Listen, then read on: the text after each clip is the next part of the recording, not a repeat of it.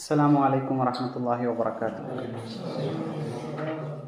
الحمد لله نحمده ونستعينه ونستغفره ونعوذ بالله من شرور أنفسنا ومن سيئات أعمالنا من يهده الله فلا مضل له ومن يضلل فلا هادي له وأشهد أن لا إله إلا الله وحده لا شريك له وأشهد أن محمدا عبده ورسوله أما بعد سبحانك لا علم لنا إلا ما علمتنا إنك أنت العليم الحكيم. اللهم رب اشرح لي صدري ويسر لي أمري واحلل عقدة من لساني يفقهوا قولي. اللهم ربنا زدنا علما نافعا. எல்லா புகழும் அகிலங்கள் அனைத்திற்கும் ஏக இறைவனாகிய தூணின்றி வான் படைத்த அல்லாஹ் ஒருவனுக்கே உரித்தானதாகும். அவனது சாந்தியும் சமாதானமும் அவனுடைய இறுதி தூதர் முஹம்மது ரசூலுல்லாஹ் ஸல்லல்லாஹு அலைஹி வஸல்லம் அவர்கள் மீதும் அவர்களை பின்பற்றி வாழ்ந்த சத்திய சஹாபாக்கள், தாபீன்கள், தபா தாபீன்கள், உலமாக்கள், நல்லோர்கள், நாம் நேசிப்பவர்கள், நம்மை நேசிப்பவர்கள் அனைவரின் மீதும், குறிப்பாக இங்கே அமர்ந்திருக்கக்கூடிய நம் அனைவரின் மீதும் என்றென்றும் நின்று நிலவட்டுமாக. இல்லாமல் அல்லாஹ்வின் நல்லடியார்களே, கடந்த வகுப்பில் நாம் என்ன பார்த்தோம்?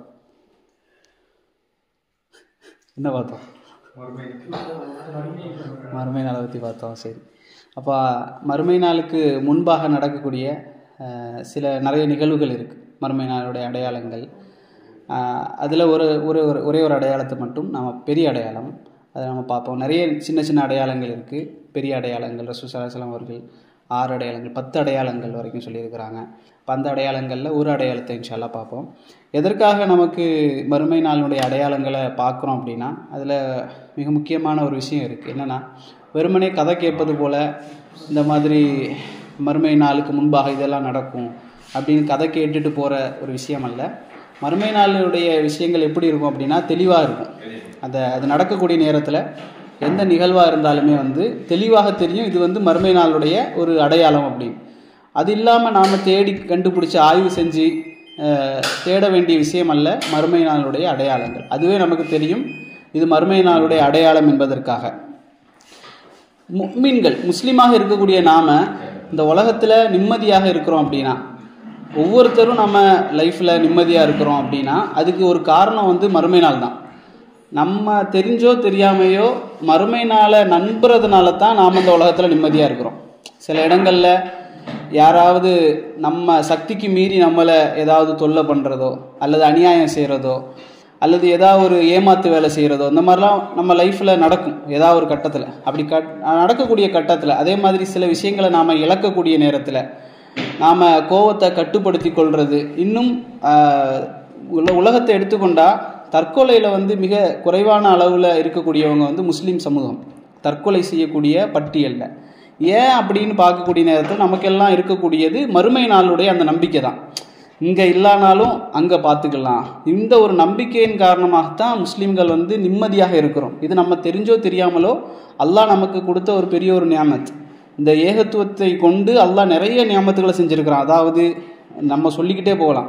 இப்போது சாதி மத அடிப்படையில் பிரித்து வைக்கிறதுலேருந்து நிறைய அடிப்படைகளில் இஸ்லாம் அப்படிங்கிற ஒரு மார்க்கத்தில் இருக்கிறதுனாலேயே நமக்கு நிறைய அட்வான்டேஜஸ் இருக்குது.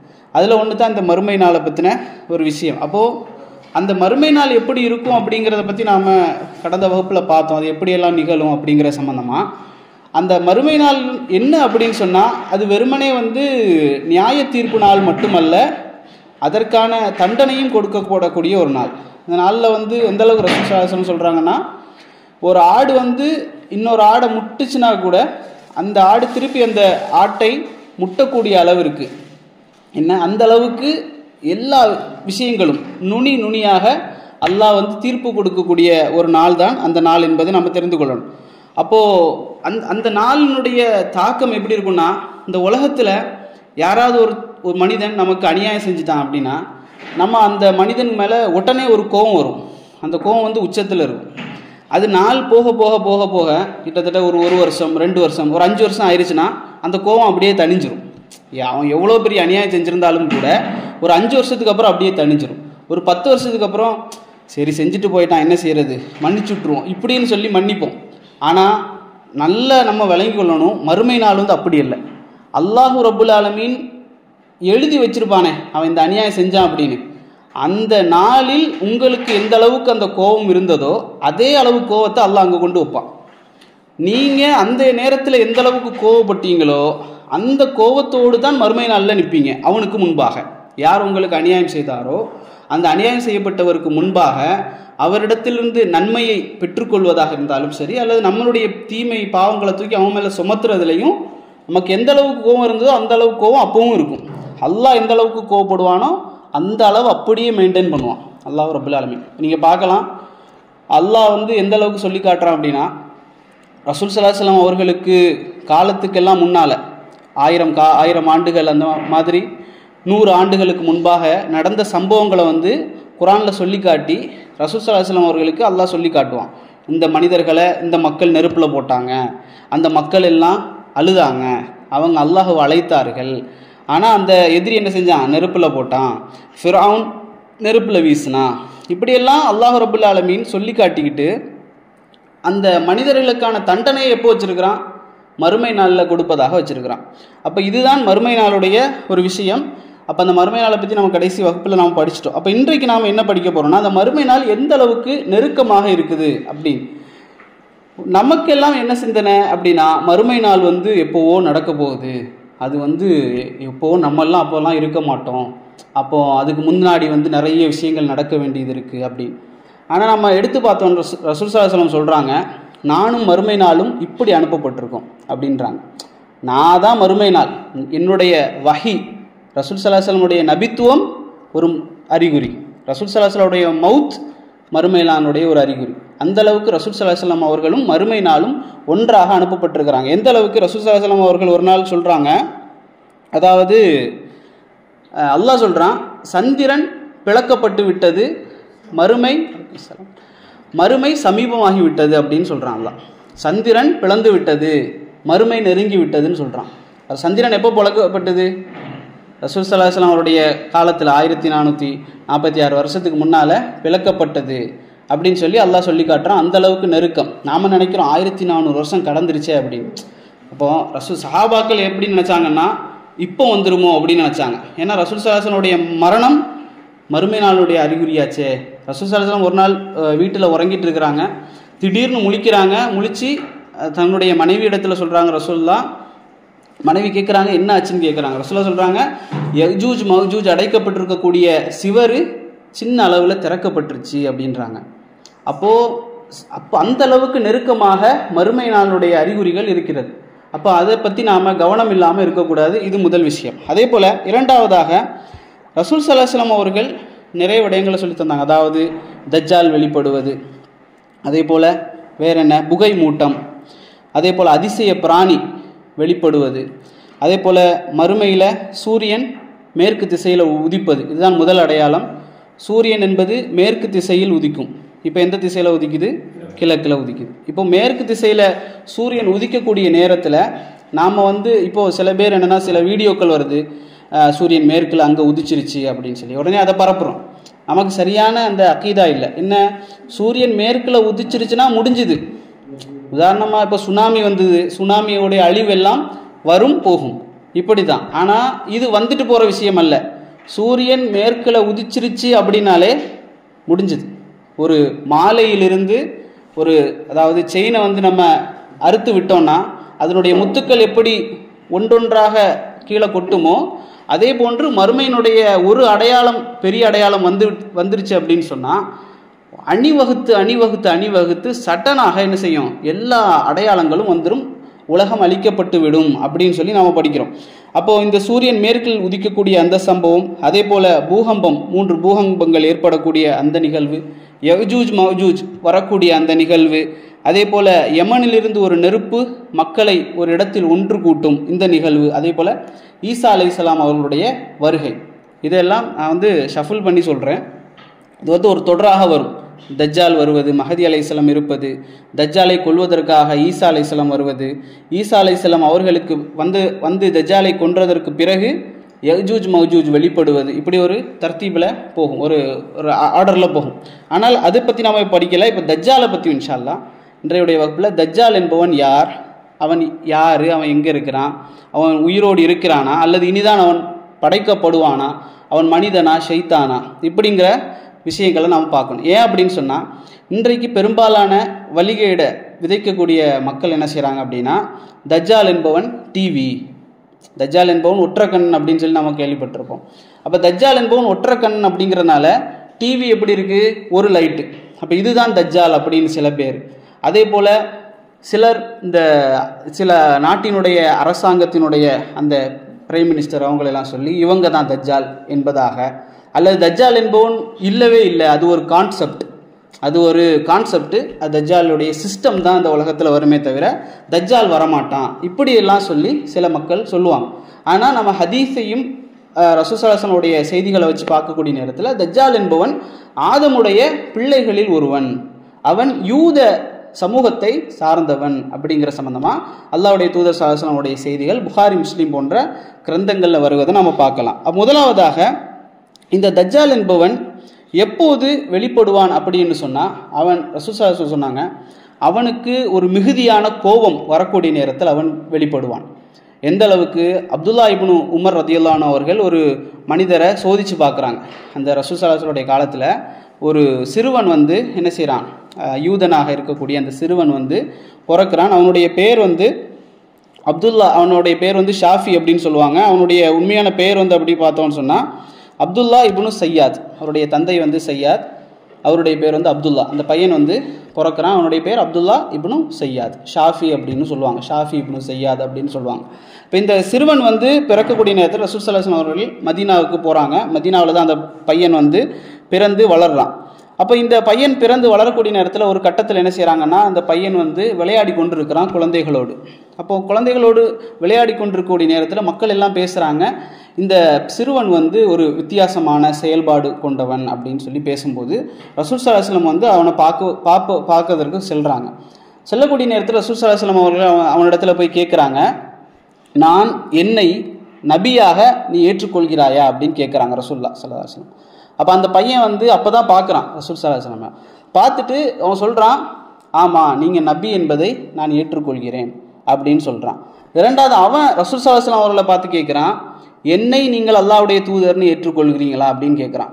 அப்போ ரசூல் ஸல்லல்லாஹு அலைஹி வஸல்லம் சொல்கிறாங்க, ஆமன்து பில்லாஹி வ ரசூலிஹி அப்படின்னு சொல்கிறாங்க. இது வந்து ஒரு நமக்கு எப்போவெல்லாம் தவறான சிந்தனை வருதோ அப்போ சொல்ல வேண்டிய ஒரு துவா தான் இது, ஆமன்து பில்லாஹி வ ரசூலிஹி அப்படின்றது. உதாரணமாக நமக்கு சில கேள்விகள் வரும், இதை படைச்சது யார், இதை படைச்சது யார், இப்படி கேட்டு கடைசியில் அல்லாஹ்வை படைத்தது யார் அப்படிங்கிற கேள்வி வந்து நிற்கும் ஒவ்வொரு மனுஷனுக்கும். அந்த நேரத்தில் நாம் சொல்லணும் ஆமன்து பில்லாஹி வ ரசூலிஹி, அல்லாஹும் அல்லாஹ்வுடைய தூதரையும் நான் ஈமான் கொண்டேன் அப்படின்னு சொல்லி ஈமானை புதுப்பிக்கிறது.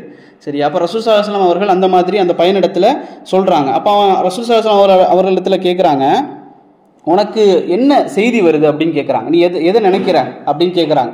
உடனே அந்த சிறுவன் சொல்கிறான், எனக்கு நல்ல செய்தியும் வருது, கெட்ட செய்தியும் வருது, தீய செய்திகளும் எனக்கு வருது அப்படின்னு சொல்கிறான். அப்போ ரசூல் ஸல்லல்லாஹு அலைஹி வஸல்லம் அவர்கள் அவனிடத்தில் திருப்பி கேட்குறாங்க, சரி நான் இப்போ மனசில் ஒன்று நினைக்கிறேன், நீ அதை சொல்லு அப்படின்றாங்க. அப்போ ரசூல் ஸல்லல்லாஹு அலைஹி வஸல்லம் அவர்கள் அந்த துஹான் என்று சொல்லக்கூடிய புகை மூட்டம் அந்த சூறாவை வந்து மனசில் நினைக்கிறாங்க ரசூல் ஸல்லல்லாஹு அலைஹி வஸல்லம். உடனே அந்த சிறுவன் என்ன செய்கிறான் அப்படின்னா துஹ் அப்படின்னு சொல்கிறான். துஹான் அப்படிங்கிறது அந்த வார்த்தை, அந்த சிறுவன் வந்து இந்த பாதி அளவுக்கு வந்துட்டான். அப்போ ரசூல் ஸல்லல்லாஹு அலைஹி வஸல்லம் அவர்கள் சொல்கிறாங்க, உடனே என்னை விட்டு தூரப்போ அப்படின்றாங்க, என்னை விட்டு தூரப்போ நீ குழப்பத்தில் இருக்கிற அப்படின்றாங்க. அப்போ அந்த சிறுவன் வந்து எப்படி இருக்கிறான் அப்படின்னு சொன்னால், ஷைத்தானால் பாதிக்கப்பட்ட, அதாவது நமக்கெல்லாம் தெரியும் அல்லாஹ் ரப்புல் ஆலமீன் வஹியை மலக்குமார்களுக்கு அறிவிப்பாங்க. ஏதாவது இந்த உலகத்தில் நடக்க போகுது செய்யணும் அப்படின்னு சொன்னால் அல்லாஹ் மலக்குமார்களுக்கு அந்த செய்தியை கொடுப்பான். கொடுக்கக்கூடிய நேரத்தில் ஷைத்தான்கள் என்ன செய்யும், வானத்தில் ஏறி சென்று அந்த செய்திகளை என்ன செய்யும், ஒட்டு கேட்கக்கூடிய செயலில் ஈடுபடும். ரசூல் ஸல்லல்லாஹு அலைஹி வஸல்லம் சொல்கிறாங்க, அப்படி ஒட்டு கேட்கக்கூடிய நேரத்தில் அல்லாஹ் எரிக்கல்களின் மூலம் அவற்றை விரட்டுகிறான் அப்படி. அப்போ இந்த ஒட்டு கேட்டு கொண்டு வரக்கூடிய இந்த ஷைத்தான்களின் மூலம் இவனுக்கு இந்த செய்தி கிடைத்திருக்கலாம்.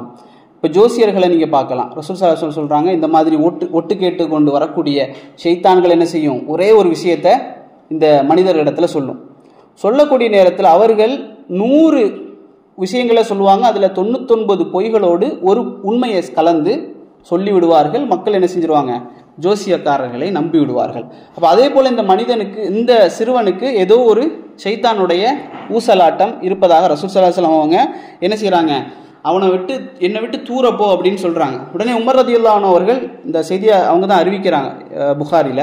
இப்போ உமர் ரலியல்லாஹு அன்ஹு சொல்கிறாங்க, அல்லாஹ்வுடைய தூதரிடத்தில், யா ரசூலல்லாஹ் தானி, எனக்கு அனுமதி தாங்க, இவனுடைய தலையை நான் என்ன செய்கிறேன், வெட்டுறேன், இவன் தான் தஜ்ஜால் அப்படின்றாங்க உமர் ரலியல்லாஹு அன்ஹு.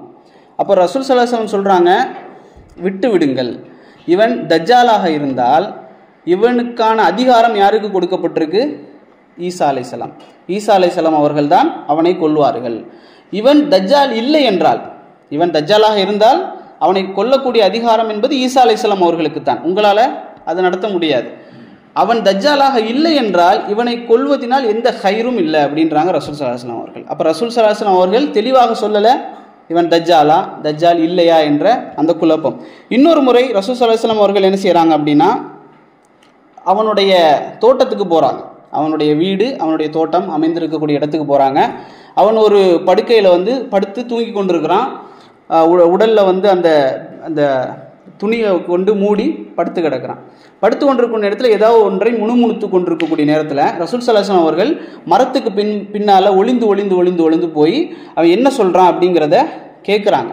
கேட்கக்கூடிய நேரத்தில் அந்த சிறுவனுடைய அம்மா என்ன செய்கிறாங்கன்னா சத்தம் போடுறாங்க, யா ஷாஃபி அப்படின்னு சொல்லி சத்தம் போடுறாங்க. சத்தம் போட்ட உடனே அந்த பையன் என்ன செய்கிறான், விழிச்சிடுறான்.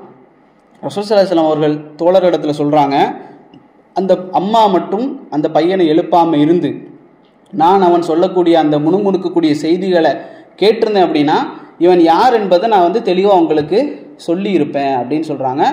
அந்த இடத்திலும் அது தடை செய்யப்பட்டு விட்டது. அதே போல் இன்னொரு இடத்துல அப்துல்லா இப்னு உமர் ரலியல்லாஹு அன்ஹு அவர்கள் ஒரு முறை போகிறாங்க. அந்த சிறுவன் விளையாடி கொண்டிருக்கும் நேரத்தில் அப்துல்லா இப்னு உமர் ரலியல்லாஹு அன்ஹு கேட்குறாங்க, உன்னை பற்றி எல்லாருமே தஜ்ஜால் சொல்கிறாங்களே, அது உண்மை தானே அப்படின்னு. அவன் சொல்கிறான், இல்லை அப்படி இல்லை அப்படின்னு.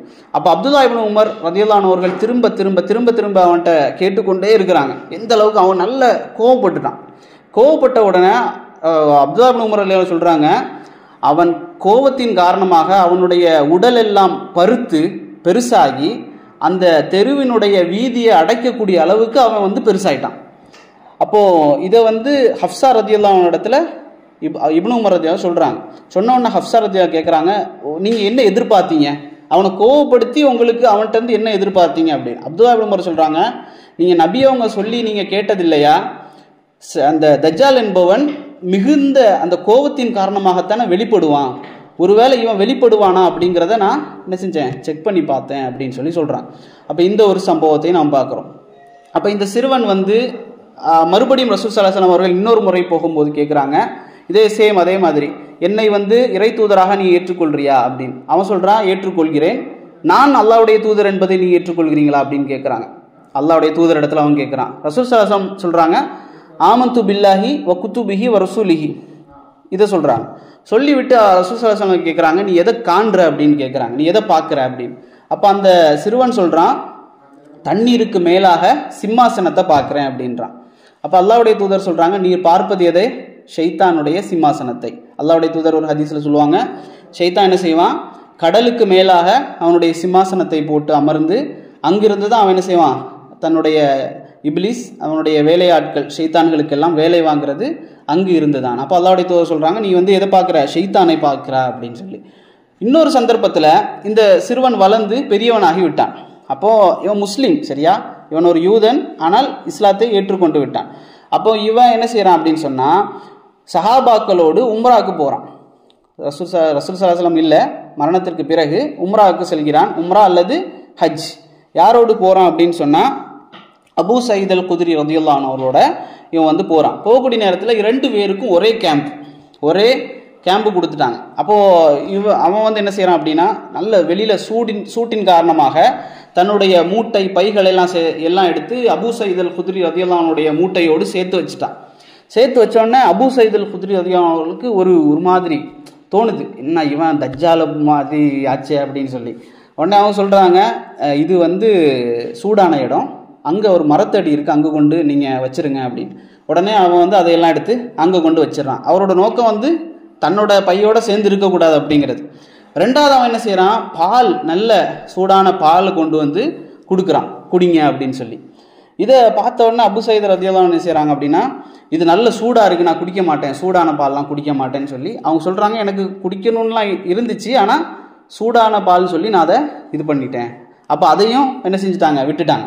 உடனே இதை பார்த்துட்டு இருந்த அவன் என்ன செஞ்சான் அப்படின்னா, அவன் வந்து இவன் ஷாஃபி என்ன செய்கிறான் அப்படின்னா சொல்கிறான், இந்த மக்கள் எல்லாம் பேசிக்கொள்றதெல்லாம் கேட்டு கேட்டு கேட்டு எனக்கு வந்து ஒரு கயிறை எடுத்து என்னை நானே கழுத்து இறுக்கி தற்கொலை செஞ்சு கொள்ளலாம் போல இருக்குது. அப்படி மக்கள் என்ன வந்து தப்பாக பேசுகிறாங்க. நான் வந்து தஜ்ஜால் இல்லை. நீங்கள் யார்? அன்சாரி. அபு சயீத் ரலியல்லாஹு அன்ஹு சொல்கிறாங்க, நீ ஒரு சஹாபி தானே, நீங்கள் ஒரு சஹாபி, நீங்கள் அல்லாஹ்வுடைய தூதர் ஸல்லல்லாஹு அலைஹி வஸல்லம் அவருடைய செய்திகளை அறிந்தவர் தானே அப்படின்னு சொல்கிறான்.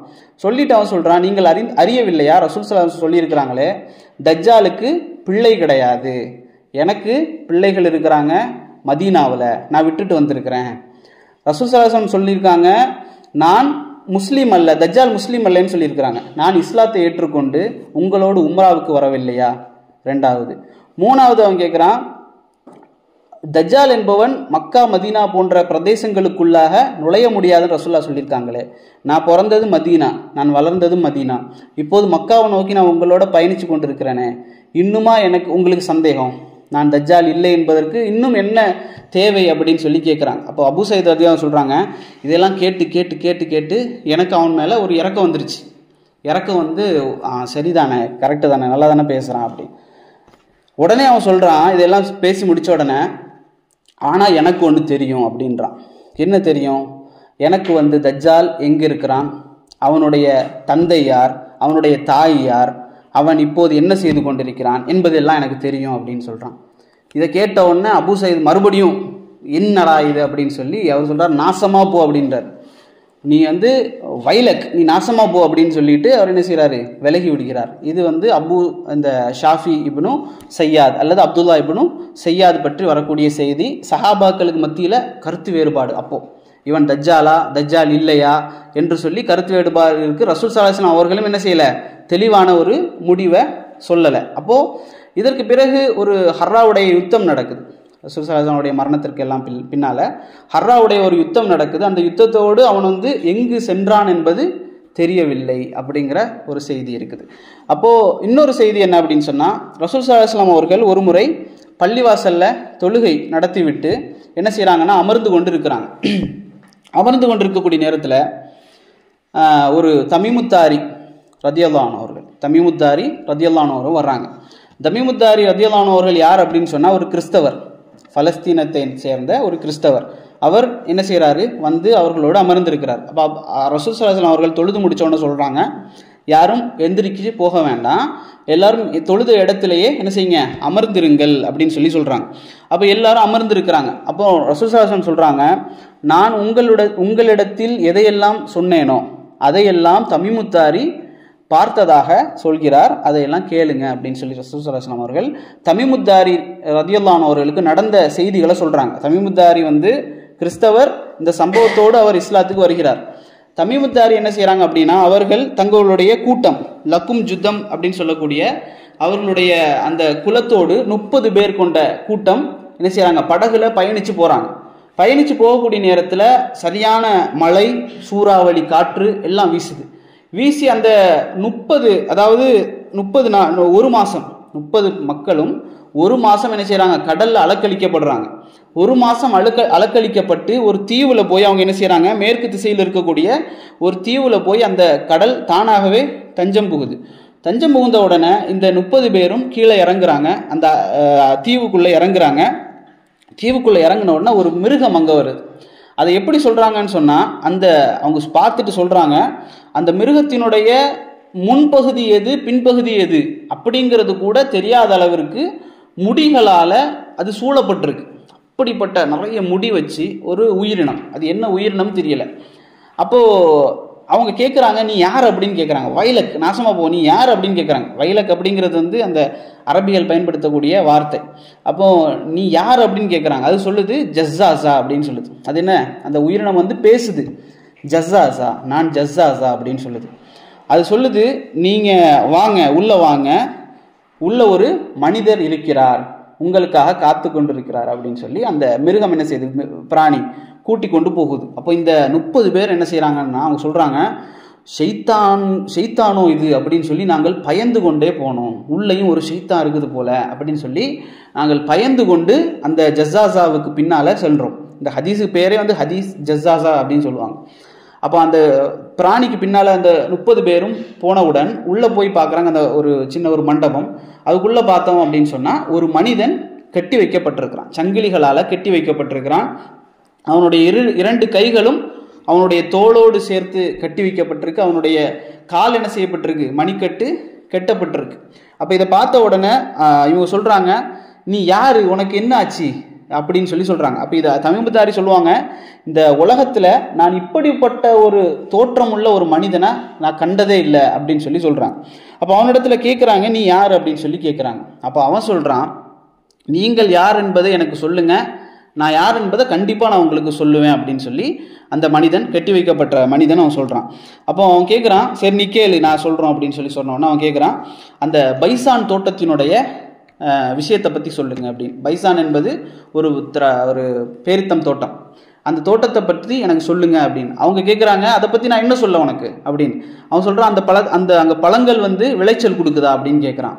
உடனே இவங்க சொல்கிறாங்க, ஆமாம் நல்ல விளைச்சல் கொடுக்குது. அப்போ இவன் சொல்கிறான், அந்த விளைச்சல்கள் எல்லாம், அதாவது விளைச்சல் இல்லாமல் போகக்கூடிய காலம் நெருங்கி கொண்டு இருக்கிறது அப்படின்றான். அவங்க அடுத்தது கேட்குறான், அவன் தபர்ரியாவினுடைய அந்த ஆறு எப்படி இருக்கு அப்படின்னு சொல்லி, தபர்ரியா என்ற அந்த ஆறு எப்படி இருக்கு.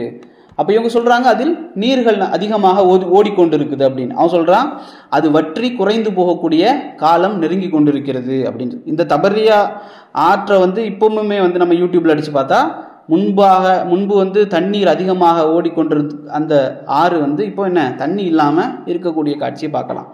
அதே போல் அவன் இன்னொரு கேள்வி கேட்குறான், ஷாம் நாட்டினுடைய அந்த நீரூற்று எப்படி இருக்கு. இவங்க சொல்கிறாங்க, அது அதிகமாக தண்ணீர் தருகிறது, அதுவும் நின்று போகக்கூடிய காலம் நெருங்கி விட்டது அப்படின்றான்.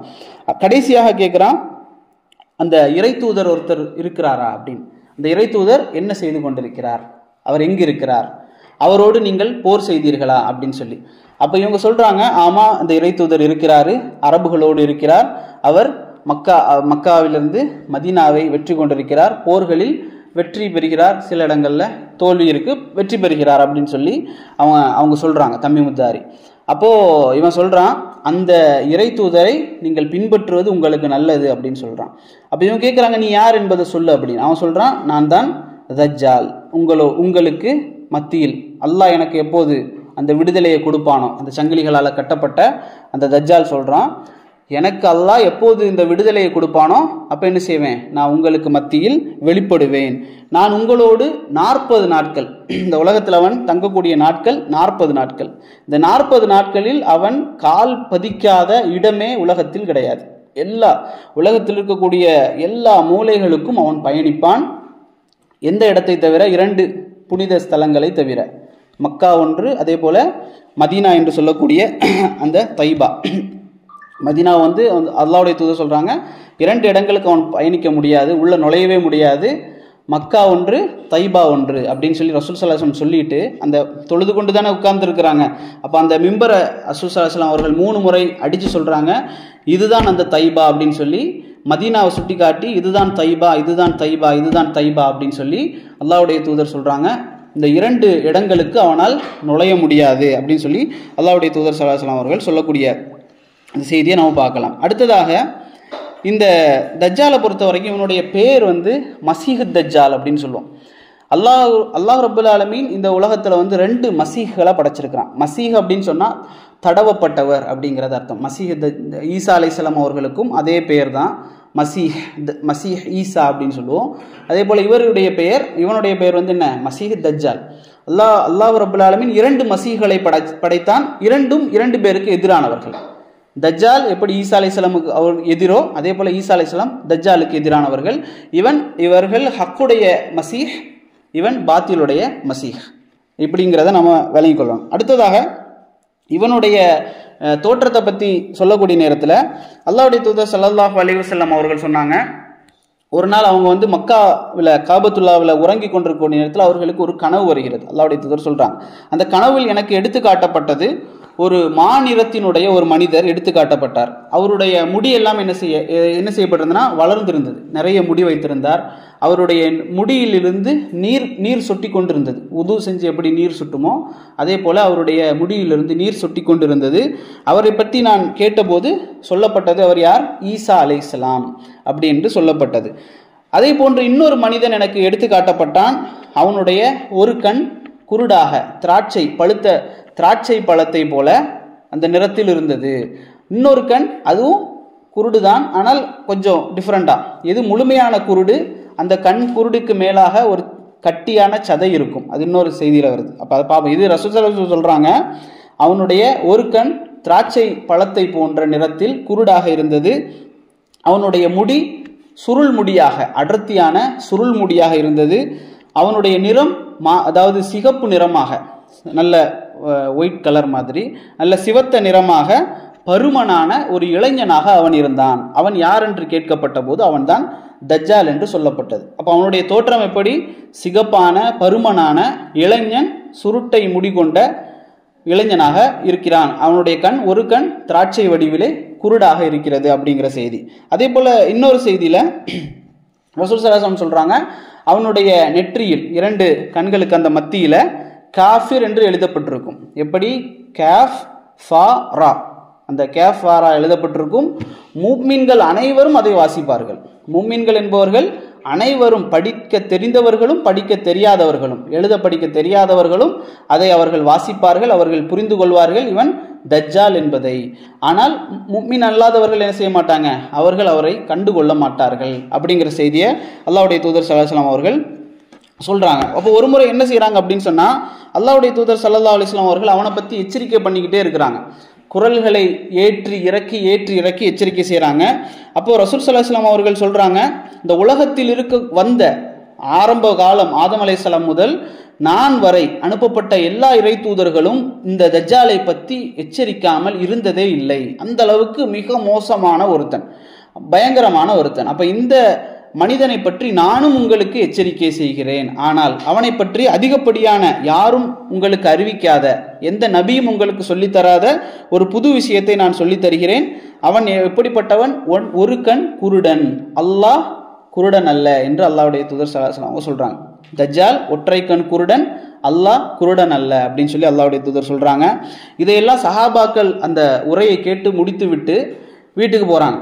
வீட்டுக்கு போய்விட்டு அவங்க நினைக்கிறாங்க, அவங்க போயிட்டு திருப்பி சாயந்தரம் வர்றாங்க. ஈவினிங்ல ரசூல் ஸல்லல்லாஹு அலைஹி வஸல்லம் அவர்களை சந்திக்க வரக்கூடிய நேரத்தில் அவர்களுடைய முகம் எல்லாம் பதற்றத்திலே இருந்தது. காலையில செய்தியை கேட்டுட்டு போயிட்டு சாயந்தரம் ரசூல் ஸல்லல்லாஹு அலைஹி வஸல்லம் அவர்களை பார்க்க வரும்போதும் முகம் என்பது பதற்றத்திலே இருக்கு. ரசூல் ஸல்லல்லாஹு அலைஹி வஸல்லம் கேட்குறாங்க, உங்களுக்கு என்ன ஆச்சுது அப்படின்னு கேட்குறாங்க. உங்களுக்கு என்ன ஆயிட்டுருது, ஏன் இப்படி பதறி இருக்கிறீங்க? அப்போ சஹாபாக்கள் சொல்றாங்க, யா ரசூலல்லாஹ், நீங்கள் எங்களுக்கு தஜ்ஜாலை பற்றி ஒவ்வொரு செய்தியாக சொல்லிக்கொண்டே இருந்தீர்கள். அது எந்த அளவுக்கு எங்களுக்கு பயத்தை ஏற்படுத்தி விட்டது அப்படின்னு சொன்னா, இந்த மதீனாவில் இருக்கக்கூடிய பேரித்தம் தோட்டம், இந்த தோட்டத்துக்கு பின்னால தான் அவன் ஒளித்து கொண்டு இருக்கிறானோ என்று சொல்லக்கூடிய அளவிற்கு, மிக நெருக்கமாக அவன் வந்து விட்டானோ அப்படின்னு நினைக்கக்கூடிய அளவுக்கு எங்களுக்கு பயம் ஏற்பட்டு விட்டது. அதனால்தான் நாங்கள் பயந்தே இருக்கிறோம் அப்படின்னு சொல்றாங்க. அப்போ அல்லாஹ்வுடைய தூதர் சொல்றாங்க, நான் உயிரோடு இருக்கக்கூடிய இந்த காலகட்டத்தில் அவன் வந்தான் என்று சொன்னால் உங்களுக்கு ஆதரவாக நான் வாதிடுவேன், உங்களுக்கு நான் பாதுகாப்பு தருவேன். ஆனால் நான் மரணித்து விட்டால் எனக்கு பிறகு உங்களுக்கு பாதுகாப்பு நீங்கள் ஒவ்வொருக்கொருவர், உங்களுக்கு நீங்கள் தான் பாதுகாப்பு தேடிக்கொள்ள வேண்டும். உங்களுக்கு அல்லாஹ்விடத்தில் பொறுப்பாக அல்லாஹுவை ஒப்படைத்து விட்டு நான் செல்கிறேன் அப்படின்னு சொல்லி ரசூல் ஸல்லல்லாஹு அலைஹி வஸல்லம் சொல்றாங்க. இந்த இடத்துல நம்ம மிக முக்கியமாக ஒன்றை கவனிக்க வேண்டிய விஷயம் என்ன அப்படின்னு சொன்னா, அல்லாஹ்வுடைய தூதர் ஸல்லல்லாஹு அலைஹி வஸல்லம் அவர்கள் இருந்திருந்தால் நமக்கெல்லாம் பாதுகாப்பு. ஆனால் அல்லாஹ்வுடைய தூதர் ஸல்லல்லாஹு அலைஹி வஸல்லம் அவர்களுடைய மரணத்திற்கு பிறகு ஒவ்வொரு மனிதனும் அவனை பற்றி அறிந்து கொள்வது ஒரு இல்மு, அது படிக்கணும். அவனை பற்றி அறிந்து கொள்ளாமல் அவன் வந்ததற்கு பிறகு வந்துட்டான்னு வைங்களேன். அதாவது இப்போ எப்படின்னா, சிலர் மஹதி அலைஹிஸ்ஸலாமை அழைக்கிறாங்க பாட்டு பாடி, அதை சில பேர் போடவும் செய்கிறாங்க நம்ம மக்கள் தெரியாமல். மஹதி வரணும், மஹதி வரணும். மஹதி வந்தால் என்ன? மஹதி வந்து விட்டால் அடுத்து தஜ்ஜால் வெளிப்பட்டு விடுவான். அதாவது கான்ஸ்டான்டினோப்பிள் என்று சொல்லப்படக்கூடிய இஸ்தான்புல், துருக்கியில் இருக்கக்கூடிய இஸ்தான்புல் கைப்பற்றப்பட்டு விட்டால் தஜ்ஜால் வெளிப்பட்டு விடுவான். மஹதி அலைஹிஸ்ஸலாம் அவங்க இருப்பாங்க.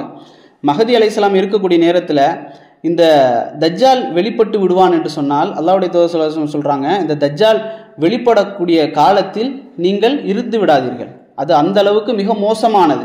எந்த அளவுக்கு மோசமானது அப்படின்னு சொன்னா, ஒரு மனிதன் நினைப்பான், நான் இவனிடத்தில் என்ன செய்ய மாட்டேன், இவனுடைய வித்தைகள்ல சிக்கி விட மாட்டேன் என்று நினைப்பான்.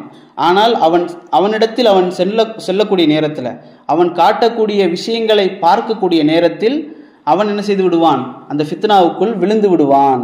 எந்த அளவுக்கு ஃபித்னா, அவனிடத்தில் ஒரு நீரோட்டம் போல ஒரு காட்சி தரக்கூடிய ஒரு இதுவும் இருக்கும், நெருப்பு காட்சி தரக்கூடிய ஒரு விஷயத்தையும் வைத்திருப்பான். இன்றைக்கு பார்க்கக்கூடிய மேஜிக் எல்லாவற்றையும் தூக்கி சாப்பிடக்கூடிய அளவுக்கு அவன் வித்தைக்காரன். அல்லாஹ்வுடைய உதவியை கொண்டு அவன் செய்யக்கூடியது. எந்த அளவுக்கு ஒரு மனிதனை கொன்று உயிர்ப்பித்து எழுப்பக்கூடிய அளவுக்கு ஆற்றல் கொண்டவன். அப்ப இந்த தஜ்ஜால் என்ன செய்கிறான் அப்படின்னு சொன்னா, அவருக்கு அடுத்தது வருவோம் இன்ஷா அல்லாஹ். அப்போ அவனுடைய தோற்றத்தை பற்றி நம்ம தெரிந்து கொள்ளணும். சுருட்டை முடி, நல்ல பருமனான, சிகப்பான, ஒரு கண் குருடான, பேரித்தம்பழம் போன்று குருடான, அவனுடைய ஒரு கண்ணின் பக்கத்தில் கெட்டியான சதை ஒட்டி கொண்டிருக்கும். இவன் என்ன செய்வான், 40 நாட்கள் இந்த உலகத்தில் எல்லா இடங்களையும் சுற்றி வருவான், 2 இடங்களை தவிர அப்படிங்கிறத பார்த்துட்டோம். இவன் புறப்படக்கூடிய இடம் என்ன அப்படின்னு சொன்னா, ரசூல் ஸல்லல்லாஹு அலைஹி வஸல்லம் சொல்றாங்க, ஷாம் நாட்டினுடைய கடலில் இருந்து வருவான், இல்லை யமன் நாட்டினுடைய கடலில் இருந்து வருவான், இல்லை கிழக்கு பகுதியை நோக்கி அல்லாஹ்வுடைய தூதர் கை காட்டி சொல்றாங்க, இந்த பகுதியிலிருந்து தான் அவன் வருவான் என்று 3 முறை அல்லாஹ்வுடைய தூதர் ஸல்லல்லாஹு அலைஹி வஸல்லம் அவர்கள் கை காட்டினார்கள்.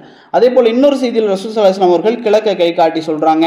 அதே போல குராசான் என்று சொல்லக்கூடிய அந்த இடத்திலிருந்து வருவான் என்று அல்லாஹ்வுடைய தூதர் சொன்னாங்க. இன்னொரு செய்தியில இஸ்பஹான் என்று சொல்லக்கூடிய, இன்றும் இருக்கு, அஸ்பஹான் சொல்லுவாங்க, இஸ்பஹான் அப்படின்னு சொல்லுவாங்க, ஈரான்ல இருக்கக்கூடிய ஒரு பகுதி. இன்றும் அங்கு யூதர்களுக்கு என்று தனியாக ஒரு ஸ்டேட் இருக்கக்கூடிய ஒரு இடம் தான் என்ன, இஸ்பஹான். அல்லாஹ்வுடைய தூதர் சொன்னாங்க, இந்த இஸ்பஹானிலிருந்து அவன் புறப்படுவான் என்று சொன்னார்கள். அவனோடு 70,000 மக்கள் அவனோடு சேர்ந்து புறப்படுவார்கள். 70,000 பேர். அவர்கள் என்ன ஆடை அணிந்திருப்பார்கள் என்பது உட்பட ரசூல் ஸல்லல்லாஹு அலைஹி வஸல்லம் சொன்னாங்க. தஜ்ஜால் புறப்படக்கூடிய நேரத்தில் அவனோடு 70,000 பேர் இருப்பார்கள். அவர்கள் அணிந்திருக்கக்கூடிய ஆடை தோலிலான ஆடைகளை அணிந்தவர்களாக வருவார்கள். இன்றும் அவர்கள் எதிர்பார்த்து கொண்டிருக்கிறார்கள். நீங்கள் அதை எடுத்து பார்த்தீங்கன்னா தெரியும். இஸ்பஹான்ல அந்த மக்கள் என்ன செய்யறாங்க, அந்த தோள்களை அணிந்தவர்களாக யூதர்கள் அவனுக்காக காத்து கொண்டிருக்கிறார்கள். அவன் அவனோட கிளம்பிடலாம் அப்படின்னு சொல்லி. அப்போ இவன் இந்த மதீனாவுடைய பகுதிக்கு வரக்கூடிய நேரத்தில், அவன் உஹது மலைக்கு பின்பாக அந்த தஜ்ஜால் நின்று கொண்டிருக்கக்கூடிய நேரத்தில், இந்த மதீனா 3 முறை குலுங்கும். மதீனா 3 முறை குலுங்கும். இந்த குலுங்கக்கூடிய நேரத்தில் இந்த மதீனாவில் இருக்கக்கூடிய முனாஃபிக்குகளும் குஃபார்களும் காஃபிர்களும் என்ன செய்யப்படுவாங்க, வெளியேற்றப்படுவாங்க. அவங்களே வெளியேறிடுவாங்க. மதீனா நல்லவர்களை மட்டும்தான் உள்ள வைத்துக்கொள்ளும். இது ஒரு மதீனாவுக்கு நிறைய சிறப்பு இருக்கு. அதில் மிக முக்கியமான சிறப்பு மதீனா நல்லவர்களை மட்டும்தான் உள்ள வைத்திருக்கும், மற்றவர்களை அது வெளியேற்றி கொண்டே இருக்கும். அப்போ மறுமை நாளில் அந்த 3 முறை குலுங்கியவுடன் முனாஃபிக்குகளும் குஃபார்களும் வெளியேறி தஜ்ஜாலோடு போய்விடுவார்கள். அப்போ மதீனாவிலிருந்து அந்த நேரத்தில் மனிதர்களில் சிறந்த ஒரு மனிதன் அந்த மதீனாவை விட்டு வெளியேறி தஜ்ஜாலை சந்திப்பான். சந்திக்கக்கூடிய நேரத்தில் இவன் சொல்லுவான், என்னை ரப்பாக நீ ஏற்றுக்கொள்வாயா அப்படின்னு கேட்பான். அவன் அந்த மனிதன் முஸ்லீம். அந்த மதீனாவினுடைய அந்த மனிதன் அவன் முஸ்லீம். அவன் சொல்லுவான், உன்னை பற்றி இறைத்தூதர் எனக்கு எச்சரிச்சிருக்கிறாங்க, நீ தஜ்ஜால் என்று சொல்லுவான். அப்போ அவன் சொல்லுவான், இன்னொரு சந்தர்ப்பத்தில் இன்னொரு மனிதர்கிட்ட கேட்பான், அதாவது உன்னுடைய தாயையும் தந்தையும் நான் உயிர்ப்பித்து விட்டால் நீ என்ன நம்புவியா, இறைவனாக நம்புவியா அப்படின்னு. அவர் சொல்லுவார்கள், ஆமா அப்படின்னு சொல்லுவாங்க. உடனே அவனுடைய தாயையும் தந்தையும் அவன் உயிர்ப்பித்தது போன்று காட்டுவான். எப்படி 2 ஷைத்தான்களை அவன் கொண்டு அந்த தாயினுடைய உருவத்திலும் தந்தையினுடைய உருவத்திலும் நிறுத்தி அவன் காட்டி விடுவான். அந்த பெற்றோர்கள் சொல்வார்கள், யாபுனை, என்னுடைய மகனே, இவனை நீ ரப்பாக நம்பு என்று சொல்லுவாங்க ஷைத்தான். அப்போ அவர்கள் நம்புவார்கள். அப்போ இந்த மனிதன் என்ன செய்வான் அப்படின்னு சொன்னா, நம்ப மாட்டான். உடனே அவன் சொல்லுவான், நான் உன்னை கொன்று உன்னை உயிர்ப்பித்து காட்டுறேன் அப்படின்னு சொல்லி அவனை கொன்று விடுவான். கொல்லக்கூடிய ஆற்றலும் உயிர்ப்பிக்கக்கூடிய ஆற்றலும் அல்லாஹ் ஒருவனுக்கே உரியது. அப்போ இவன் அப்படி செஞ்ச உடனே அவர்கள் மறுபடியும் உயிர்ப்பித்து எழுந்துருவான். அந்த மனிதன் எழுந்தவுடன் தஜ்ஜால் சொல்லுவான், இப்போ என்ன நம்புறியா அப்படின்னு. அப்போ அவன் சொல்லுவான், இப்போதான் நான் உறுதியாக நம்புகிறேன் நீ தஜ்ஜால் என்பதாக. இந்த செய்தியையும் அல்லாஹ்வுடைய தூதர் எனக்கு சொல்லி தந்திருக்கிறார்கள் அப்படின்னு சொல்லி அந்த மனிதன் சொல்கிறான். அதற்கு பிறகு அவனால் கொல்ல முடியாது. அப்போ இந்த செய்திகள் எல்லாமே நம்ம சுற்றி எடுத்து பார்த்தா என்னென்ன நடக்குது, என்ன ஃபித்னாக்கள் நடந்தாலும், இந்த பெரிய ஃபித்னாக்கள் நடந்தாலும் நம்ம அதில் வழி தவறி போக மாட்டோம் அப்படிங்கிறத நம்ம விளங்கிக்கொள்ளணும். இரண்டாவது, இந்த பெரிய ஃபித்னாக்களுக்கே நம்ம ஒரு முஃமின் வழி தவற மாட்டோம் அப்படின்னு சொன்னால் சின்ன சின்ன ஃபித்னாக்கள், அதாவது இப்போது மந்திரிச்சு கயிறு கொடுக்கறது, தண்ணியில் ஓதி இது தீதுருன்னு கொடுக்கறது, இந்த மாதிரி தர்காக்களில் போய் சில விஷயங்களை செய்கிறது, இதெல்லாம் என்ன ஒரு நம்பிக்கையற்ற விஷயம். அல்லாவும் அல்லாவுடைய தூதரும் கற்றுத்தராத அந்த விஷயத்திற்கு சக்தி இருப்பதாக நம்புவது.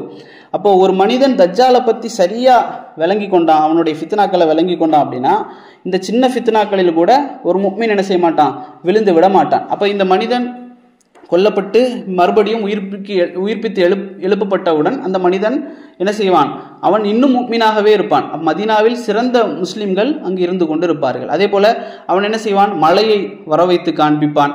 அதே போன்று காய்ந்த நிலங்களிலிருந்து அவன் புற்பூண்டுகளை முளைப்பித்து காண்பிக்கக்கூடியவனாக அந்த தஜ்ஜால் இருப்பான். அதே போல இவனுக்கு பின்னால் செல்லக்கூடிய மக்களில் பெரும்பாலான மக்கள் எப்படி இருப்பாங்க அப்படின்னு சொன்னால், அல்லாஹ் சொன்னாங்க, பெண்கள் அதிகமாக இவனுக்கு பின்னால் செல்வார்கள். எந்த அளவுக்கு ரசூலுல்லாஹி சொல்கிறாங்க, அந்த வீட்டினுடைய ஆண் மகன்கள் என்ன செய்வாங்க அப்படின்னா தன்னுடைய தாயையும் தன்னுடைய சகோதரிகளையும் சங்கிலிகளால் வீட்டில் கட்டி வைத்து இருப்பார்கள். அவனுக்கு பின்னால் போயிடுவாங்களோ என்று சொல்லக்கூடிய அளவிற்கு அவர்கள் இருப்பார்கள். இன்றைக்கு நாம் பார்க்குறோம், தஜ்ஜால் வருவதற்கு முன்பாகவே அவனுடைய ஃபித்னாக்களில் பெண்கள் அதிகமாக இருக்கிறாங்க. சோசியல் மீடியாக்கள் அல்லது மற்ற விஷயங்களில் தஜ்ஜால் தான் வரலை, ஆனால் அவன் வந்தால் என்னெல்லாம் இருக்குமோ அதே போன்று அந்த நடவடிக்கைகளில் ஈடுபடுறாங்க. இன்னும் ஆண்களும் அப்படித்தான், ஆண்களும் பெரும்பாலானவர்கள் அப்படித்தான். பெண்கள் அதிகமாக நாம் பார்க்கலாம் அந்த தஜ்ஜாலுடைய அந்த சிஸ்டங்களுக்கு பின்பாக செல்லக்கூடியவர்களை நாங்கள் பார்க்கலாம். அப்போ ரசூல் ஸல்லல்லாஹு அலைஹி வஸல்லம் அவர்கள் இந்த விஷயங்களை நமக்கு சொல்லி தந்தாங்க. அப்போ இந்த தஜ்ஜால் வெளிப்படக்கூடிய இடங்கள் நாம் தெரிஞ்சு வச்சிருக்கிறோம். இஸ்தான் அந்த கிழக்கு பகுதியில் இருக்கக்கூடிய இஸ்பஹான், அதை ஒட்டி இருக்கக்கூடிய பகுதிகளிலிருந்து அவன் வெளிப்படுவான். எப்போது வெளிப்படுவான், துருக்கியில் இருக்கக்கூடிய இஸ்தான்புல், கான்ஸ்டான்டினோப்பிள் வெற்றி கொள்ளப்படக்கூடிய நேரத்தில் அந்த மக்கள் முஸ்லீம்கள் கைப்பற்றுவார்கள். அதாவது இதுக்கு முன்னாலேயும் கைப்பற்றப்பட்டிருக்கு, கான்ஸ்டான்டினோப்பிள் முஸ்லீம்களுடைய காலத்தில் கைப்பற்றப்பட்டிருக்கு. அதுவும் ஒரு மர்மையினுடைய அடையாளம். ஆனால் அது திரும்ப திரும்ப கைப்பற்றப்படும். அப்போ கடைசியாக கைப்பற்றப்படக்கூடிய நேரத்தில் அங்கே முஸ்லீம்கள் இருப்பாங்க. ஷாம்ல இருந்து பயணித்து போன முஸ்லீம்கள் துருக்கியில் இருப்பாங்க. துருக்கியில் இருக்கக்கூடிய நேரத்தில் அவர்களுக்கு சொல்லப்படும், தஜ்ஜால் வெளிப்பட்டு விட்டான் அப்படின்னு சொல்லப்படும். உடனே அவர்கள் என்ன செய்வாங்கன்னா பயந்து வீட்டுக்கு ஓடிடுவாங்க, ஷாமுக்கு ஓடிடுவாங்க. எல்லோரும் ஓடியதற்கு பிறகு உண்மையான ஒரு அறிவிப்பு வரும், தஜ்ஜால் வெளிப்பட்டு விட்டான் அப்படிங்கிற அறிவிப்பு வரும். அது உண்மையான அறிவிப்பாக இருக்கும். இதையெல்லாம் நம்ம படிச்சிட்டோம். அடுத்தது அவனுடைய தோற்றம் நமக்கு தெரிஞ்சிருச்சு, அவன் செய்யக்கூடிய வேலைகள் எல்லாம் தெரிஞ்சிருச்சு. அவன் வைத்திருக்கக்கூடிய நதி, நீர் போன்ற நிலை, அதே போல நெருப்பு போன்ற நிலை. அல்லாஹ்வுடைய தூதர் சொன்னாங்க, அந்த தண்ணீரை அருந்த வேண்டும் என்று அதில் விழுந்து விடாதீர்கள், அது நெருப்பு என்று சொன்னார்கள். அந்த நெருப்பு என்று ஒன்று வைத்திருப்பானே, அதை நீங்கள் அறிந்து கொள்ளுங்கள், அது குளிர்ந்த நீர் என்று சொன்னாங்க. தண்ணீன்னு கூட சொல்லலை, அது குளிர்ந்த நீர் என்று சொன்னார்கள். அதே போன்று சில மனிதர்களை தஜ்ஜால் நெருப்பு போன்ற, சொர்க்கம் நரகம் போன்று வைத்திருப்பான். அதில் அவன் நெருப்பில் தூக்கி, நரகத்தில் தூக்கி போடுகிறேன் என்று சொல்லி போடுவான். அதில் நீங்கள் விழுந்து கொள்ளுங்கள், அது என்னவாக இருக்கும், சுவனமாக இருக்கும் என்று அல்லாஹ்வுடைய தூதர் ஸல்லல்லாஹு அலைஹி வஸல்லம் சொன்னாங்க. அப்போ இந்த தஜ்ஜாலை யார் வெற்றி கொள்வார்கள் அப்படின்னு சொன்னால், தஜ்ஜாலை ஈசா அலைஹிஸ்ஸலாம் அவர்கள் வெற்றி கொள்வார்கள். டமஸ்கஸில் இருக்கக்கூடிய வெள்ளை மாளிகை இன்றும் இருக்கிறது. அந்த வெள்ளை மாளிகையில் ஈசா அலைஹிஸ்ஸலாம் அவர்கள் இறங்குவார்கள். 2 மலக்குமார்கள் அவர்களை சுமந்தவர்களாக ஈசா அலைஹிஸ்ஸலாம் அவர்கள் அந்த வெள்ளை மாளிகையில் இறங்குவார்கள். இறங்கியதற்கு பிறகு ஈசா அலைஹிஸ்ஸலாம் அவர்கள் பள்ளிவாசலுக்கு தொழுகைக்காக வருவார்கள். அங்கே யார் தொழுது கொண்டிருப்பாங்க அப்படின்னு சொன்னால், இமாம் மஹதி அவங்க என்ன செய்வாங்க, மஹதி அலைஹிஸ்ஸலாம் அவர்கள் தொழுது கொண்டிருப்பார்கள். இமாமுக்காக முன்னுக்கு நிற்பாங்க. ஈசா அலைஹிஸ்ஸலாம் அவர்கள் அப்போது அந்த பள்ளிவாசலுக்குள் தொழுகைக்காக நுழைவார்கள். நுழைந்தவுடன் அங்கு ஜமாத் நிற்குது. ஈசா அலைஹிஸ்ஸலாம் அவர்களை பார்த்தவுடன் இமாம் மஹதி அறிந்து கொள்வார், இது ஈசா என்பதாக. அவர் சொல்வார், நீங்கள் தொழுக வைங்க அப்படின்னு சொல்லுவார். ஏன்னா யார் இவர், இறைத்தூதரை நீங்கள் தொழுக வைங்க அப்படின்னு சொல்லுவார் இமாம் மஹதி. அப்போ ஈசா அலைஹிஸ்ஸலாம் அவர்கள் சொல்வார்கள், நீங்கள் தான் இந்த சமூகத்துக்கு இமாமாக ஆக்கப்பட்டிருக்கிறீங்க, நான் உங்களைத்தான் பின்பற்றணும். ஏன்னா ஈசா அலைஹிஸ்ஸலாம் அவர்கள் பின்பற்ற போகக்கூடிய மார்க்கம் என்பது குர்ஆன். ரசூல் ஸல்லல்லாஹு அலைஹி வஸல்லம் அவருடைய இந்த குர்ஆனை தான் அவங்க என்ன செய்வாங்க, பின்பற்றுவாங்க. அப்போ ஈசா அலைஹிஸ்ஸலாம் அவர்கள் பின்னால் நின்று தொழுவார்கள். தொழுகை முடிந்தவுடன் ஈசா அலைஹிஸ்ஸலாம் கேட்பார்கள், எங்கு தஜ்ஜால் இருக்கிறான் என்று. அப்போ தஜ்ஜாலை பற்றி காண்பிக்கப்படும். உடனே ஈசா அலைஹிஸ்ஸலாம் அவர்கள் வெளியேறி செல்வார்கள். வெளியேறி சென்றவுடன் ஈசா அலைஹிஸ்ஸலாம் அவர்களை தொலை தூரத்திலிருந்து தஜ்ஜால் பார்ப்பான்.